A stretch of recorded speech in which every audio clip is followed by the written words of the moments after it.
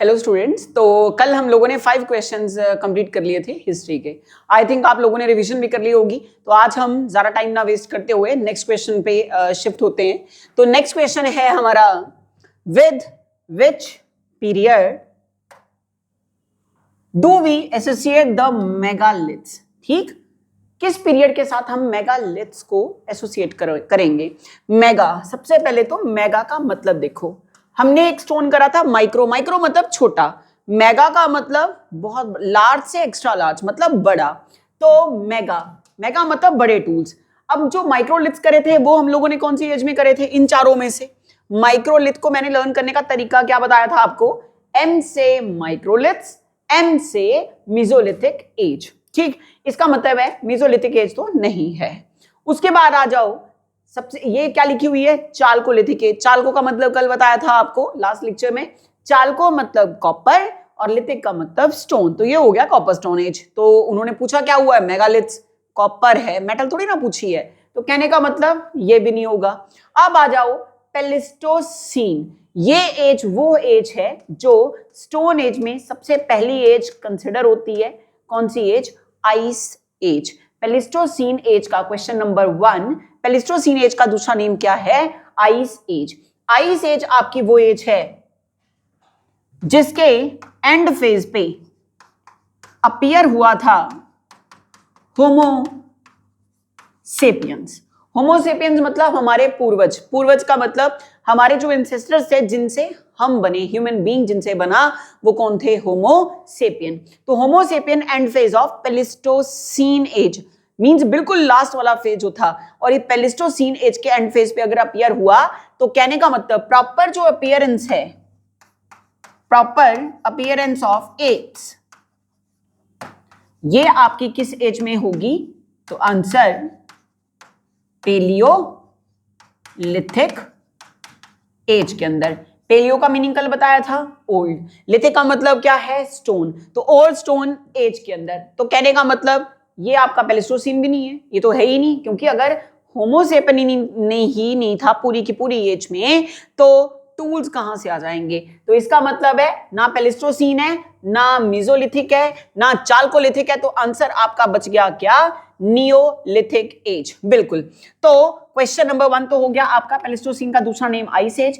Question number 2, end phase में या फिर जो इनिशियल प्रॉपर एविडेंस है वो किसमें माना गया, पेलियोलिथिक एज के अंदर। किसका, होमोसेपियंस का। क्वेश्चन नंबर 4, जो मेगालिथ्स हैं, ये मेगालिथ्स आपके यूज हुए किस एज के अंदर, नियोलिथिक एज के अंदर। क्योंकि यही नियोलिथिक एज वो एज थी जिसके अंदर एक ह्यूमन आपका एविडेंस में आया, और जो फर्स्ट ह्यूमन एविडेंस में आया उनका जो ऑक्यूपेशन था वो क्या था, एग्रीकल्चर। तो फार्मर आपके जब अपीयर हुए, उन्होंने टूल्स का यूज करा। और कौन से टूल्स का यूज करा, सबसे पहले मेगालिथ्स। और मेगालिथ्स की पूछी जाती है शेप, तो आंसर हो गया पॉइंटेड शार्प टूल्स। तो मेगालिथ्स कैसे टूल्स थे आपके, पॉइंटेड शार्प टूल्स। और इसी के साथ इस क्वेश्चन की कंप्लीटली डायसेक्शन हो चुकी है। अब हम शिफ्ट होते हैं नेक्स्ट क्वेश्चन के ऊपर। यहां तक मेरे को लगता नहीं है कि कोई भी आप लोगों को दिक्कत है, ठीक है, सारा क्लियर हो ही चुका है ये। अब आ गया क्वेश्चन नंबर 7। तो 7th क्वेश्चन क्या है, when the first metal tool came into being it was used for. कहते जब फर्स्ट मेटल टूल जो आया, मेटल का बना हुआ टूल मतलब कॉपर प्लस स्टोन। आप लोगों ने दातरी देखी होगी जिससे जो खेतों में यूज करी जाती है, या खुरपी देखी होगी गार्डनिंग के लिए। होता क्या है, आगे लोहा होता है, पीछे उसके वुड का एक पूरे का पूरा हैंडल होता है। उस टाइम पे स्टार्टिंग में जहां पे आपका हैंडल है उस जगह पे कॉपर को यूज करा गया। आगे क्या लगाया गया, उसका पत्थर शार्प करके ऐसा लगाया गया। ऐसे टूल्स होते रहे उस टाइम पे। तो इन्होंने क्या बोला है कि जो टूल आया है, मेटल आई है, फर्स्ट मेटल टूल आई है, उसका यूज किस पर्पस के लिए करा गया। तो सबसे पहले पॉट मेकिंग, बिल्कुल नहीं। देखो मेटल के ऊपर थोड़ी ना पॉट बनेगा। पॉट तो मैंने आपको कल बताया था, व्हील, पहिया आपका एविडेंस में आया। फार्मर आया तो फार्मर पहिया लेकर आया, मतलब एविडेंस में आया। पहिया आया तो उसके ऊपर बर्तन बनने शुरू हुए। बर्तन मतलब पॉट मेकिंग। तो कहने का मतलब फर्स्ट तो आंसर ही नहीं होगा। नेक्स्ट आ जाओ, हाउस बिल्डिंग। देखा जाए तो हाउस को बनाने के लिए उस टाइम पर स्टोन, मड, कंक्रीट, घास फूस के तिनके, इनका यूज होता था। फर्नीचर मतलब लकड़ी का यूज होता था। तो मेटल थोड़ी ना यूज हो रही है घर बनाने के लिए, तो इट मींस हाउस बिल्डिंग भी नहीं होगा, ना ए होगा ना बी होगा। नेक्स्ट आ जाओ, क्लियरिंग जंगल्स। अच्छा, जंगल को काटना है, जंगल मतलब पेड़ों को काटना है, हो सकता है ये क्लियरिंग जंगल हो। फोर्थ को है क्या, क्या है, मेकिंग व्हील्स, पहिया। अब पहिया जो है आपका वो तो लकड़ी का ही बनाया जा रहा, पूरे का पूरा पहिया। हल्का फुल्का उसके अंदर यूज करा जा रहा है पत्थर, ठीक है, पहिए के अंदर हल्का फुल्का कहीं ना कहीं पत्थर यूज करा जा रहा है। अब जो पहिया बन रहा है उस पहिए के ऊपर लकड़ी का बना हुआ पूरे का पूरा पहिया, ठीक है, उसके ऊपर थोड़ी सी मेटल यूज करी जा रही है। अब जो मेटल यूज करी जा रही है वो कॉपर है मेटल, लेकिन अगर वो कॉपर मेटल यूज करी जा रही थी उस टाइम पर, तो कहने का मतलब है स्टार्टिंग से थोड़ी ना पहिया आ गया। सबसे पहले क्या करा उन्होंने, उस पूरी की पूरी मेटल से जंगल को क्लियर करना शुरू करा, क्योंकि जंगल क्लियर होंगे तो धीरे धीरे प्लांट्स कम होंगे, पॉपुलेशन बढ़ेगी। पॉपुलेशन बढ़ी, प्लांट्स खा खाकर उनको ग्रोथ मिलती रही पॉपुलेशन को। हुआ क्या, पॉपुलेशन की जब ग्रोथ होती रही, जंगल क्लियर होते रहे, उससे आइस मेल्ट हो रही है। आइस मेल्ट हो रही है तो पानी एविडेंस में आ रहा है, पानी मतलब लेक्स बननी शुरू हो गई, ठीक, लेक्स एविडेंस में आ रही हैं। अब लेक्स में एक एरिया से दूसरे एरिया में आपको जाना है, तो बीचों बीच आ गई लेक। अब लेक को पार कैसे करना है, उससे पता चला कि लेक को पार करने के लिए लकड़ी जो है उसको जमीन, इसके पानी के अंदर फेंका जाएगा तो लकड़ी ऊपर फ्लोट करती है। धीरे धीरे आर्किमिडीज का प्रिंसिपल जो पता ही है हम सब लोगों को कि आर्किमिडीज का प्रिंसिपल लगा, वो जो आपकी बैम्बू स्टिक है पानी के ऊपर फ्लोट करने लग गई, आर्किमिडीज का प्रिंसिपल है, उसके बेस के ऊपर वो फ्लोट करने लग गई। तो कहने का मतलब बाकी सारी चीजें बाद में आई हैं, सबसे पहले क्या हुआ है, जंगल को क्लियर करा गया है। हाँ, नो डाउट मेटल का यूज करा गया है व्हील को बनाने के लिए, लेकिन बिल्कुल थोड़ा सा, और वो भी तब जब इंसान मतलब फार्मर एविडेंस में आया है। तो हम तो ये कर रहे हैं कि जब मेटल आपकी आई है तो मेटल का यूज सबसे पहले जंगल को क्लियर, काटने में, खेतों की कटाई में, हार्वेस्टिंग में, जो पेड़ हैं उनको काटने में, क्योंकि धीरे धीरे रेजिडेंस एरिया भी तो चाहिए ना पॉपुलेशन को रहने के लिए, तो इसलिए आंसर क्या हो गया, क्लियरिंग जंगल्स। नेक्स्ट आ गया क्वेश्चन, क्वेश्चन नंबर 9 हमारे सामने। तो क्वेश्चन नंबर 9 के अंदर ये अच्छा, ये नंबरिंग गलत हो गई है, 7, हाँ जी, क्वेश्चन नंबर 8। तो क्या है, man passed from the food gathering stage to food producing stage. इसका मतलब पहले तो क्वेश्चन का मीनिंग देखो, कहते जो मैन था मतलब फार्मर, पहले वो जो होमोसेपियन थे, आदि मानव थे हम, पहले हम क्या करते थे, फूड गैदर, तो फूड गैदरिंग करना हमारा काम था स्टार्टिंग में। धीरे धीरे हम क्या प्रोड्यूस करने वाले हो गए, फूड को प्रोड्यूस करने वाले हो गए। तो मतलब एग्रीकल्चर जो है आपका, वो आपका एविडेंस में आ गया। तो अगर फूड गैदरिंग से हम फूड प्रोड्यूसिंग स्टेज तक पहुंचे हैं, तो वो इन चारों में से कौन सी स्टेज कंसिडर हुई। तो अभी मैंने आपको बोला, देखो ये क्या है, मीसोलिथिक। मीसोलिथिक का कल नाम बताया था मिडिल स्टोन एज, माइक्रोलिथ्स। इसके अंदर हमने सिर्फ और सिर्फ क्या करा था, डोमेस्टिकेशन शुरू करा था, किसका, कैटल का। तो डोमेस्टिकेशन ऑफ कैटल, जानवरों को डोमेस्टिकेट करना शुरू कर दिया। उसके बाद चाल्कोलिथिक में तो कॉपर और स्टोन आपकी एविडेंस में आ रही है, ऑलरेडी कर चुके हैं हम। पेलियो का मतलब है ओल्ड और लिथिक का मतलब है स्टोन। तो यहां पे तो सिर्फ अभी स्टोन एविडेंस में आ ही रहा है, बिल्कुल स्टार्टिंग वाला, अगर फॉर्मूला पे चले जाएं बिल्कुल स्टार्टिंग वाला पार्ट है। तो कहने का मतलब पीछे क्या बचा हमारा, नियोलिथिक एज। यस, तो नियोलिथिक एज, क्योंकि नियोलिथिक एज के अंदर एविडेंस में कौन आया, फार्मर। फार्मर आया तो फार्मर ने प्लांटेशन करना शुरू कर दिया, मतलब प्रोडक्शन करनी शुरू कर दी। प्रोडक्शन हुआ तो हार्वेस्टिंग शुरू हो गई। हार्वेस्टिंग, जब किसी चीज को डेली, कैंची है, डेली आप उससे काम कर रहे हो, तो आपको पता है कि वो तीखी होती जा रही है। एक टाइम ऐसा आता है जब वो ब्लंट होना शुरू हो जाएगी, हम उसको दोबारा पत्थर रगड़ के फिर से शार्प करेंगे। शार्प करते वो कैंची एक दिन कैसी हो जाएगी, पॉइंटेड शार्प। तो कहने का मतलब न्यूलिथिक एज आपकी वो एज थी जिसमें फार्मर आया, प्रोडक्शन होना शुरू हुआ, हार्वेस्टिंग होना शुरू हो गया, पॉइंटेड शार्प टूल जो हैं वो यूज करे गए, और इन्हीं पॉइंटेड शार्प टूल्स को क्या बोला गया, मेगा लिथ्स बोला गया। क्या बोला गया? मेगालिथ्स। और इसी एज में एविडेंस में आ गया क्या? व्हील आ गया। क्या आ गया एविडेंस में? व्हील। और इसी एज में पहिए से जो बने बर्तन, मतलब पॉट्स जो बनाए गए, उन बर्तनों के ऊपर क्या करना शुरू कर दिया? पेंट करना शुरू कर दिया। तो पेंट से आ गया पेंटेड, ग्रे वेयर होने शुरू हो गए। वेयर का मतलब जो बर्तन वगैरह हैं हमारे ये होना शुरू हो गए। अब जो जानवर पाल रहे थे इसी एज के अंदर, उन जानवरों को रखने के लिए फार्मर ने करा क्या? जानवरों के लिए बाड़े बनाए। बाड़ा तो आपने सुना होगा, जहां पे हम एनिमल्स को डोमेस्टिकेट करते हैं, जिस जगह पे उनको रखा जाता है उसे बोला जाता है अपना लोकल भाषा के अंदर, आम भाषा के अंदर बाड़ा। बाड़े को यहाँ पे नाम क्या दिया गया? डॉम। क्या नेम दिया गया? डॉम। तो ये डॉम क्या थे? आपके ऐसे छोटे छोटे छोटे छोटे हब्स बनाए हुए थे जिसके ऊपर रह सकते, जिसके अंदर रहते थे कौन? जानवर, उनको रखा जाता था। तो बाड़ों को क्या नाम दिया गया? डॉम नेम दिया गया। और ये किसकी बात कर रहे हैं हम? कौन सा आंसर जाएगा इसका? Answer Neolithic age. तो हुआ क्वेश्चन नंबर 8 भी हमारा कंप्लीट। अब हमारे नेक्स्ट क्वेश्चन के ऊपर, नेक्स्ट क्वेश्चन आया हमारा, Which of the following is not a principal tool of the early stone age? ठीक, अर्ली स्टोन एज का इनमें से कौन सा टूल स्टार्टिंग में नहीं था? Which of the following is not a principal tool of the early stone age? मतलब स्टार्टिंग में जो नहीं था। अच्छा, हैंड एक्स की बात करें, देखो पीछे लकड़ी लग गई, आगे उसके पत्थर लग गया। हैंड एक्स मतलब कुल्हाड़ी। ठीक, तो कुल्हाड़ी ये तो थी एविडेंस में, कुल्हाड़ी। इसी से तो जंगल क्लियर कर रहे हैं, वो पेड़ों को काट रहे हैं। उसके बाद आ जाओ चॉपर।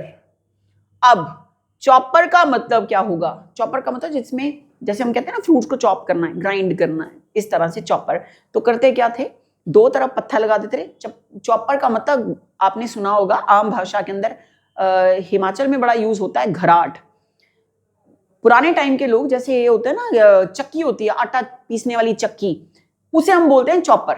ठीक है, आटा पीसने वाली चक्की मतलब जो पुराने टाइम पे होती थी। आजकल तो ये सारा मशीन के थ्रू होना शुरू हो गया है।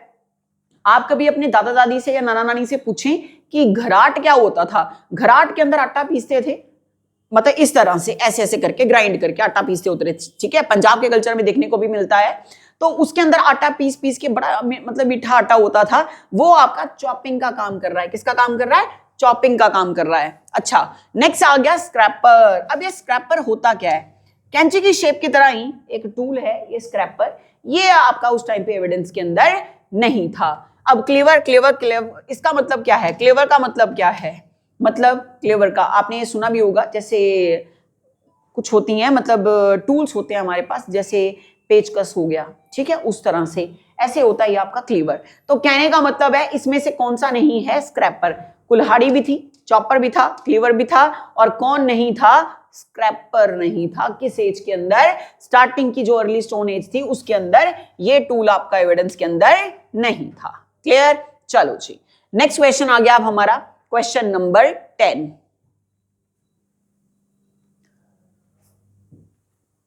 तो क्वेश्चन नंबर 10 जो है, what was the most important invention of man in the stone age?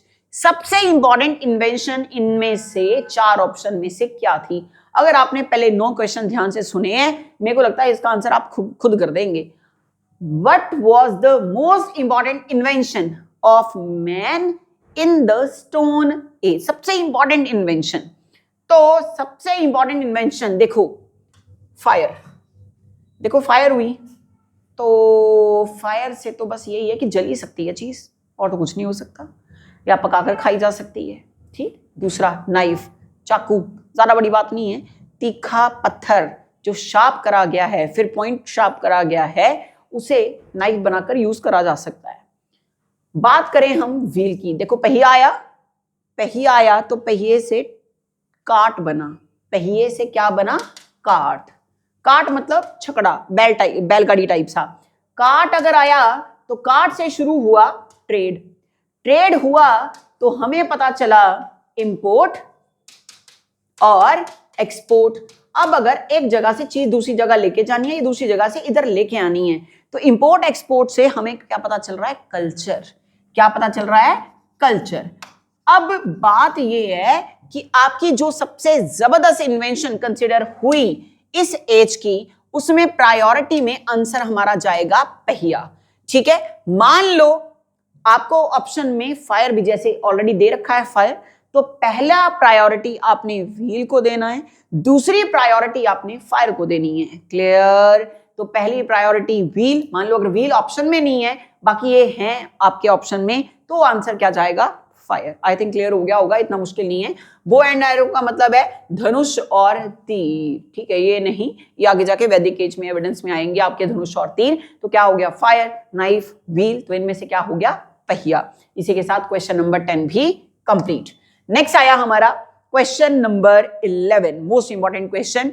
The Neolithic settlement of Mehrgarh is located on the bank of which river. तो कहने का मतलब यहां से एक तो क्वेश्चन आपका ये बन गया कि जो मेहरगढ़ साइट है, ये जो मेहरगढ़ साइट है, ये किस एज के साथ रिलेटेड है? तो आंसर हो गया नियोलिथिक एज। किससे? Neolithic age. अब क्या पूछा गया कि मेहरगढ़ इनमें से कौन सी नदी के बैंक पे, बैंक का मतलब क्या होता है? किनारा, किस नदी के किनारे पे बसा हुआ सेटलमेंट है? कौन सी जगह आपकी? मेहरगढ़।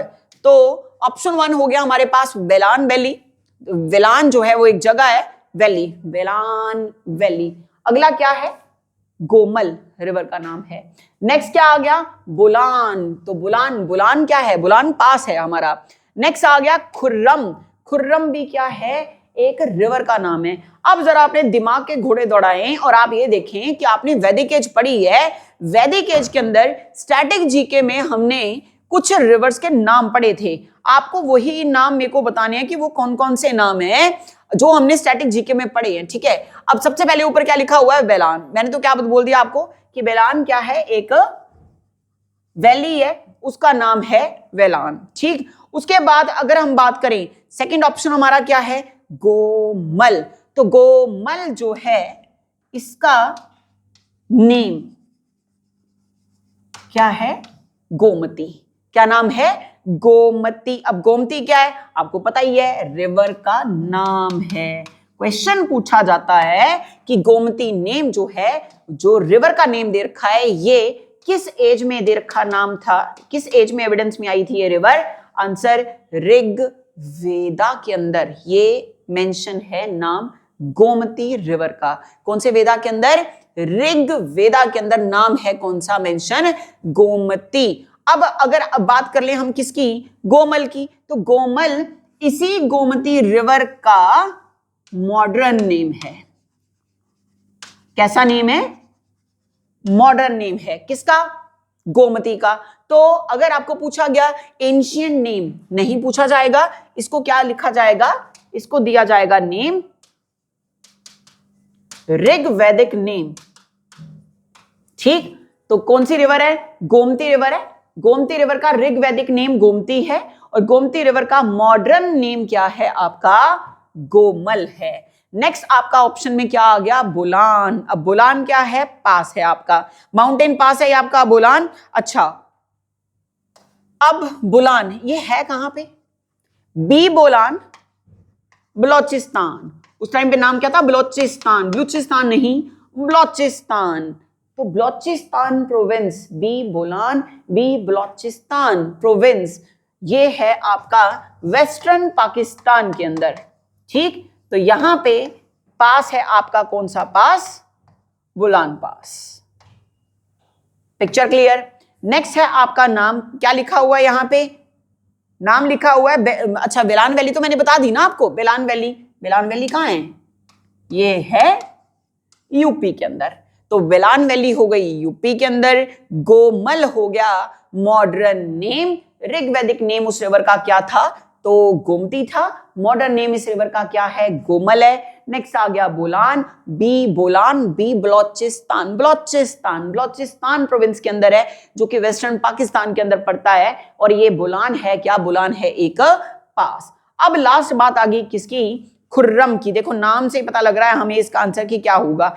खुर्रम। अब खुर्रम मतलब क्रुमु।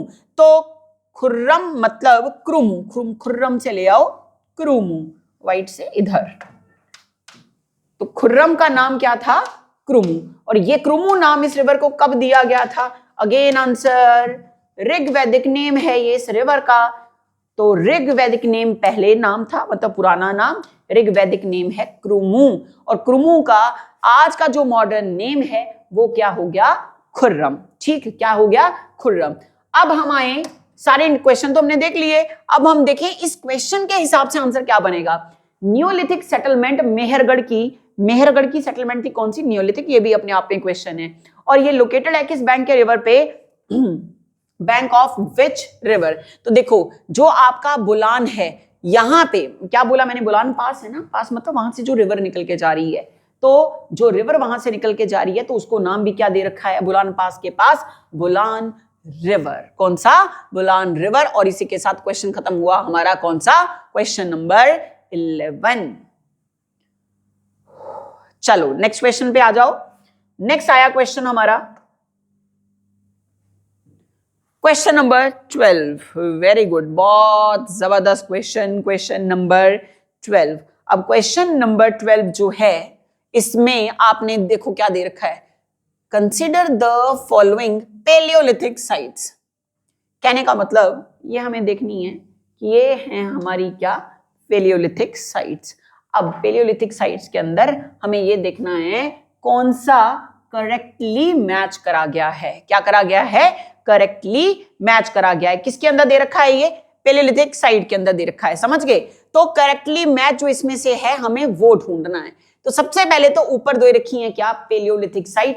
पेलियोलिथिक का मीनिंग मैं आपको ऑलरेडी क्लियर कर चुकी हूं। मेरे को नहीं लगता है कि दोबारा से पेलियोलिथिक वाला क्वेश्चन करवाने की जरूरत है। आप बताओ, है कुछ जरूरत करवाने की? नहीं लगता ना, नहीं है जरूरत। ठीक है, चलो अब आ गया। सबसे पहले देखें करनूल। क्या लिखा हुआ है? कॉर्नूल, KURNOOL, कॉर्नूल। कभी सुना कॉर्नूल आपने? अब कॉर्नूल का क्या दे रखा है? स्टेट तमिलनाडु। एत्रिराम पक्कम तमिलनाडु। बिलान वैली राजस्थान। अब इस क्वेश्चन को करना किस तरीके से है, हमने पहले ये देखना है इसमें से कौन सा मैच द फॉलोइंग में डायरेक्ट करेक्ट वर्ड बताया गया है, करेक्ट मैचिंग बताई गई, हमने वो ढूंढनी है। ठीक है, क्योंकि क्वेश्चन में यही पूछा हुआ है। तो अब जरा है आपके पास टाइम सोचने का, पहले आप सोच लो। एक्सप्लेन तो नो डाउट मैं कर ही दूंगी, पहले आप सोच लो कि इनमें से क्या सही होगा। अपना अपना दिमाग लगाएं। ठीक है, कहीं पे गूगल व्हाट्सएप करने की जरूरत नहीं है, सिर्फ और सिर्फ अपना अपना आपने दिमाग लगाना है कि इसका आंसर क्या हो सकता है, मैच द फॉलोइंग में क्या जा सकता है। 1 मिनट है आप लोगों के पास सोचने के लिए, और 1 मिनट के बाद आंसर आपके सामने कि इसका आंसर जाएगा क्या।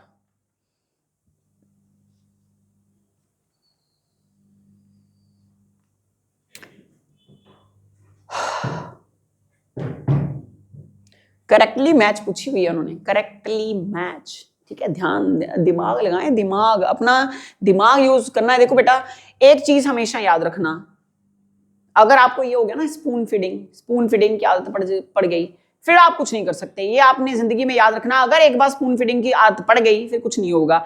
स्पून फीडिंग पे कम से कम फोकस करना है, अपने दिमाग के ऊपर ज्यादा प्रेशर लगाना है कि कौन कौन सी स्टेट्स आपने कहां कहां सुनी है या नहीं सुनी है, आपके अकॉर्डिंग इसका आंसर क्या हो सकता है। 1 मिनट का टाइम मैं दे रही हूं आप लोगों को, आप आराम से सोचें, पूरा दिमाग लगाएं कि इसका आंसर क्या हो सकता है। आधे बेचारी पता लगे ना, बाद में गूगल ही करने लग गई, अब वो यही पूछने लगे कि हाँ भाई है कहां पे।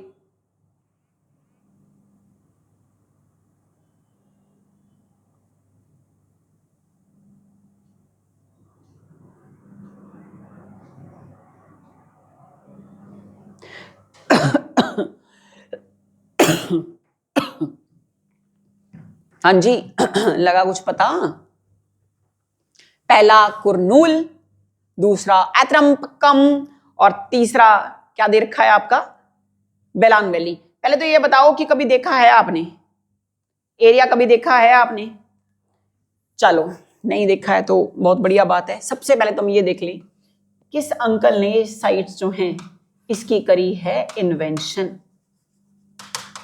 तो ये है अंकल रॉबर्ट बी फुटे। क्या नाम है? रॉबर्ट बी फुटे। अब रॉबर्ट बी फुटे जो हैं, इनको बोला गया फादर ऑफ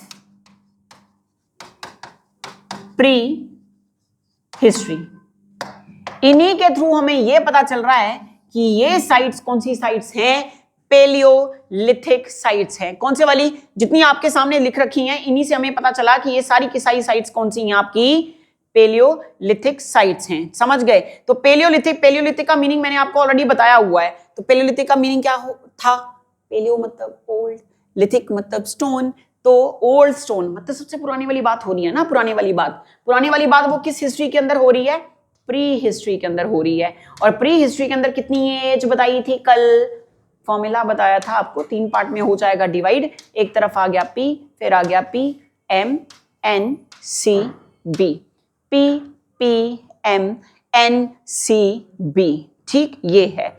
ऐसा करते हैं, P से सबसे पहले पेलिस्टोसीन, अगला P पेलियो, M से मीजो, N से नियो, C से चाल्को, B से ब्रॉन्ज। सारी की सारी हिस्ट्री ही किसका पार्ट है? आंसर प्री हिस्ट्री का पार्ट है। किसका पार्ट है?